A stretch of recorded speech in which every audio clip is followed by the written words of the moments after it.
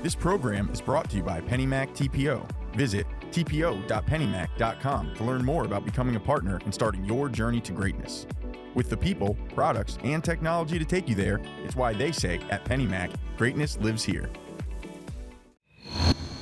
Welcome to The Interest. I'm Mike Savino. Last week, we were told by Homepoint that they plan to lay off hundreds of employees. Well, that turns out to be a bit of an understatement. The layoffs at Homepoint now total at least 913 based on WARN notices filed in 4 states. The company filed all of those notices a week ago, meaning the impacted employees will be laid off on November 1st. We found employees in 8 other states posting on LinkedIn that they were also laid off, but a company spokesman said that those employees were working remotely through hubs in those 4 states and are likely part of that 913. He also said that Homepoint's almost entirely a remote-based company, so we may very well have people working in all 50 states. Homepoint has said that the layoffs will save the company $100 million annually. The cuts come after Homepoint reported in August that it suffered a $44 million loss in the second quarter.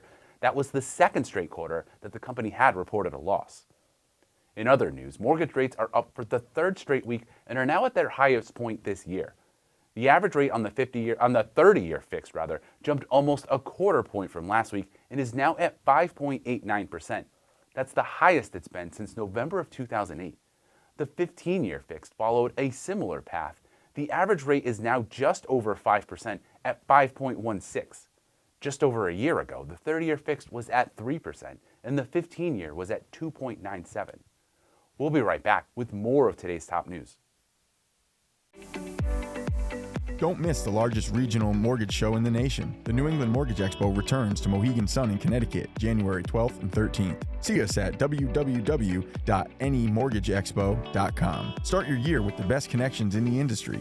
Dozens of sessions, scores of exhibitors. It's where success is written every hour. www.nemortgageexpo.com.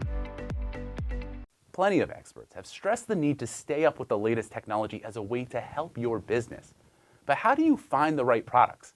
And how do you make sure that the technology doesn't get you in trouble? Our own Christine Stewart has more about how to avoid artificial intelligence with built-in biases. You have to get into the minds of the people that are creating the model. If they happen to have stereotypes, biases, what have you, of their own, those might be introduced into the model itself. So you have to be very cautious of that.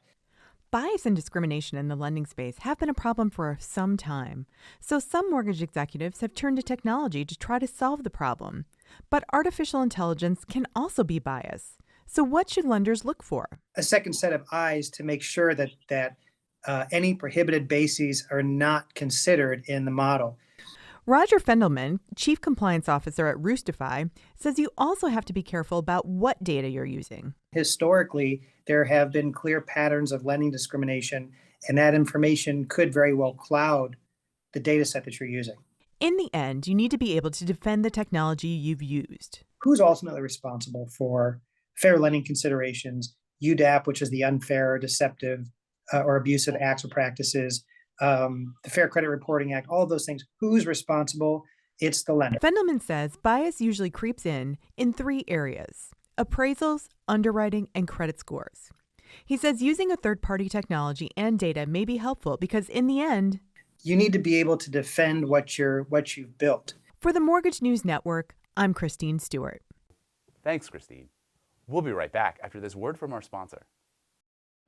This program was brought to you by PennyMac TPO. Visit tpo.pennymac.com to learn more about becoming a partner and starting your journey to greatness. For more on these and all of today's top stories, go to mortgagenewsnetwork.com.